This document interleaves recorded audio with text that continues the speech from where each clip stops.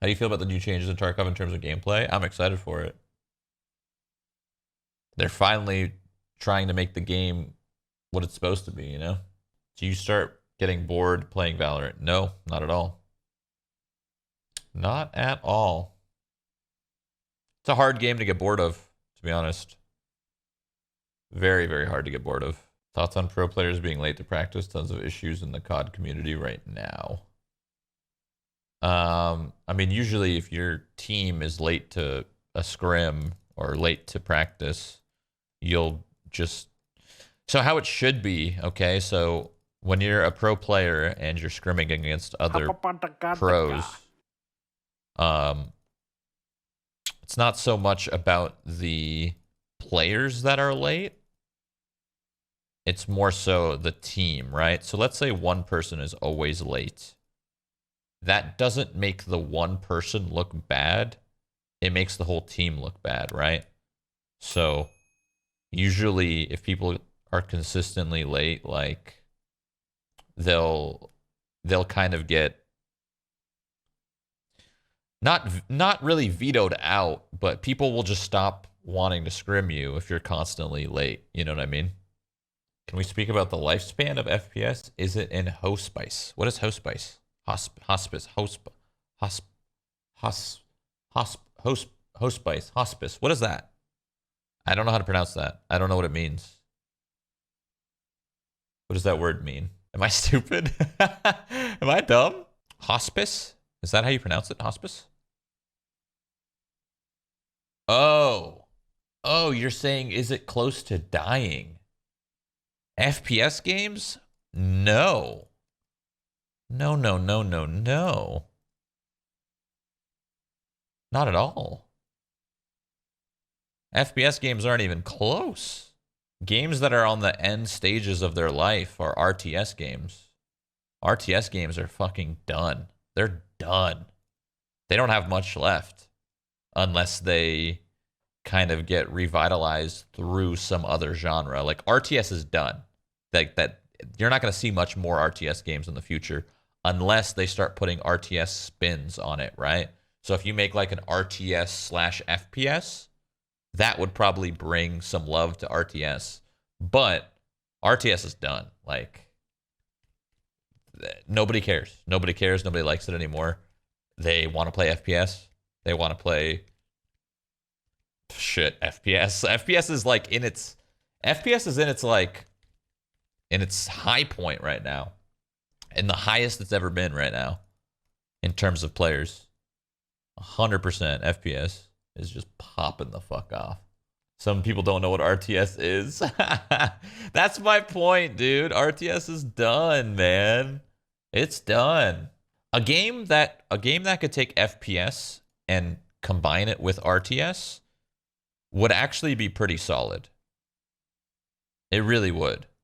This is the best example I could give you, although I don't... It's... Okay, this is the best example I could give you, but it's 95% FPS and 5% RTS. So Natural Selection is a game where you have one team of aliens and one team of humans. And you play on a big map in like a 32-player server, like 16 on 16. And then you have a commander, one single commander for each side for each match, right? So you have to like, when you join, you have to like get into the commander slot really quickly or else someone else snags it. And the commander plays this RTS game where they see the whole map and then they could ping, drop supplies, upgrades, tell the Marines and stuff where to go.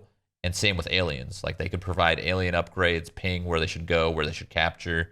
And then the people who are playing the Marines or the aliens, they're playing an FPS, essentially. And the commander's just telling them what to do.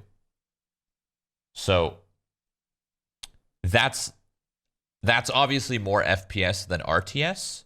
But I think that's the only way RTS will stand a chance in the gaming world, right?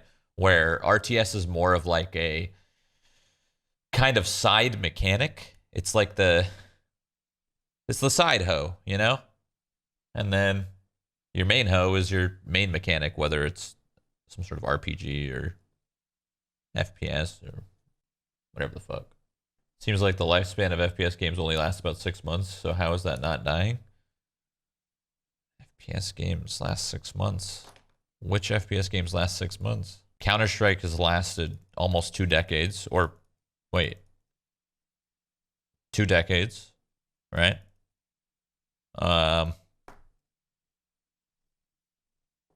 Escape from Tarkov, fucking years and years and years. Valorant's gonna last another 10 years probably. Call of Duty, biggest FPS in the world. Year after year after year. I don't know. Halo, Overwatch. I don't know. I don't see your argument. FPS is the. Or I guess you're not having an argument. You're just asking. But I don't know. FPS is the genre. I feel like these questions are a troll. I don't think they're real. I don't know. An FPS is a genre that'll never die, you know? So why do games like Squad and Arma sound so good on paper but don't attract players IRL?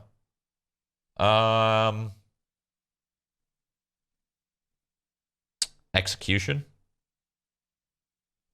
Execution's really, really important. Arma is a very, very good game. It's just executed very poorly, you know? And first impressions are very, very big, right? So I don't think you can make a game in 2020 that would last 10 years. I think you can. Why wouldn't you be able to? What does 2020 have to do with anything? Like with the a game's lifespan, I guess. When will VR get into mainstream? VR can only be mainstream if it's affordable. It's not going to be affordable for a very, very long time. So to play VR, you have to buy some sort of VR machine. The cheapest one you'll get is like what, $300, $400 or something. And then on top of that, it doesn't even matter if you can afford one of the VR machines. You got to have a computer that could even handle the VR. I think PlayStation has their VR thingy. PSVR, whatever the fuck it is. I don't know. Do you have any plans to bring viewers to Mixer? You're easily one of the best FPS gamers. Yet people are stuck on watching. People are so stuck on Twitch they would rather watch a subpar gamer. I mean, there's not much I can do to change those people's minds. So no, I guess the only thing I could do is just keep going live every day, which is what I do anyway. So you ever think about consulting / developing a game? Developing would be really, really nice in the future, but I would not be confident doing it without some sort of learning, you know? Like, I've done consulting. Consulting I could do easily. I've done consulting on a lot of different games. Consulting is a very, very easy thing that I can do with no schooling, I guess, you know? I just take my experiences and all of my knowledge from just playing a lot of games and I just apply it to whatever game I'm consulting. I love consulting. Consulting's so much fun. It's so much fun. Most of the time, they don't listen or they can't do what seems painfully obvious. That's one thing I've noticed while doing consulting for a while. I've noticed that a lot of things that seem very painfully obvious are definitely painfully obvious, but game development is so challenging that it is not easy to be done. So, that being said, like, I respect game development a little bit more when it comes down to like when it comes down to like a developer coming out with an update and then everybody's kind of pissed and they're in the comments being like, where the fuck is this? Where the fuck is that? I have a little bit more appreciation for the developer there because people just don't know how hard it actually is. Sometimes it's really not that hard. They just don't listen. No, I think if you think that it's them just not listening, it's the fact that they want to listen there's just somebody else behind the scenes that is controlling the show. And those people are the people you should be mad at. You should never really be mad at the people that are developing the game, right? Because any good game developer listens. You know, they listen and they try their best, but sometimes they just can't do shit. It's not, they don't have the power, you know? They just don't.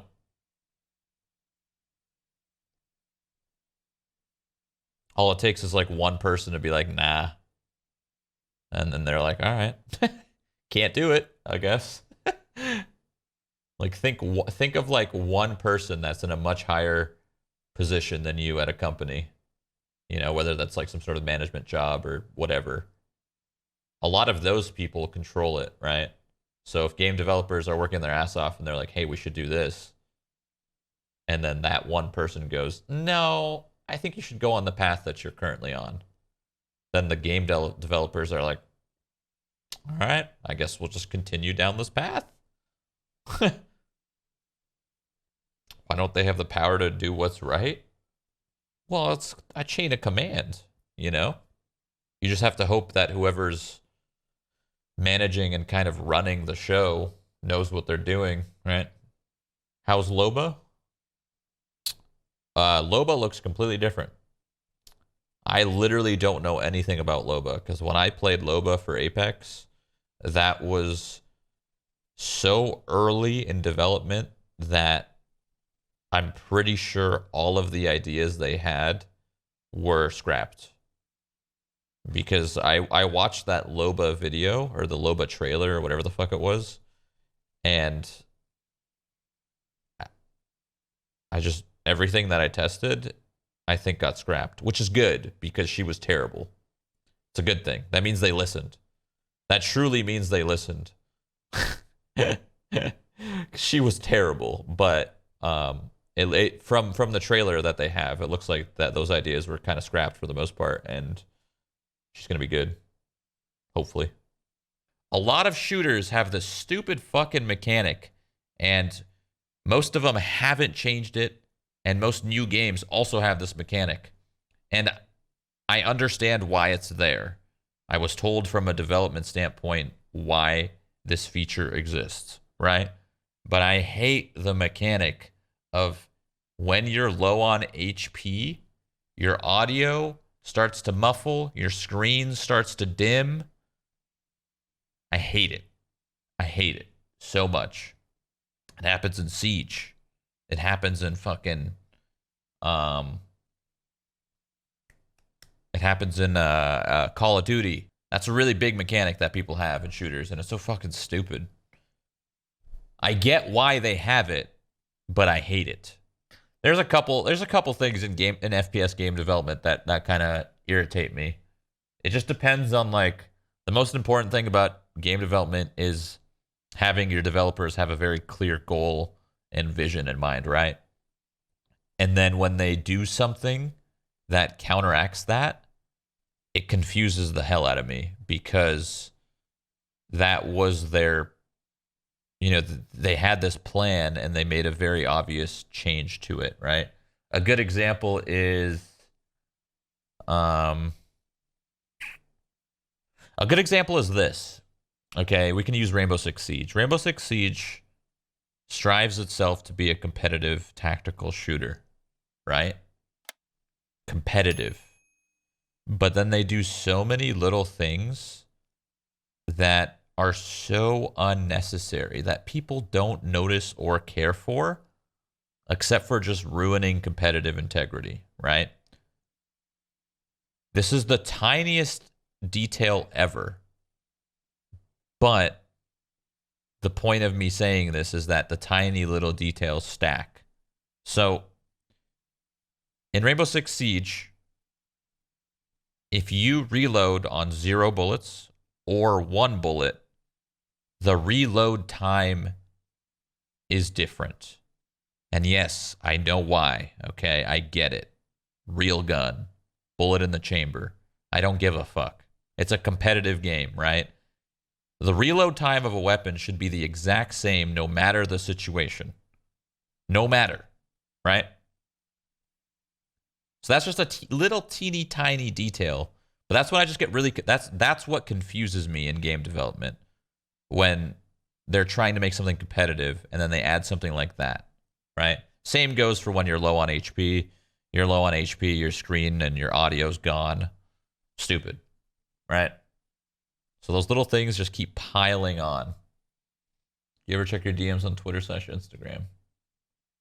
Twitter, yeah. Instagram, no. I don't check Instagram DMs. The difference between reloading on 1 bullet and 0 bullets, and then changing your reload time to maybe reloading in 2 seconds, and now it's going to reload to 3 seconds. That just creates an inconsistency of crucial moments, right? It's an unnecessary feature, because if you want to think of it as a perspective of like, why is it even there in the first place? I don't fucking know, you know? That's the thing that throws me off, because the features like that, they don't even have they don't really even have a purpose. They're just there because I think somebody in the company was just like, hey, let's fucking do this. This is going to be my personal project for the next 6 months. I'm going to make it work like this. I don't know. Weird.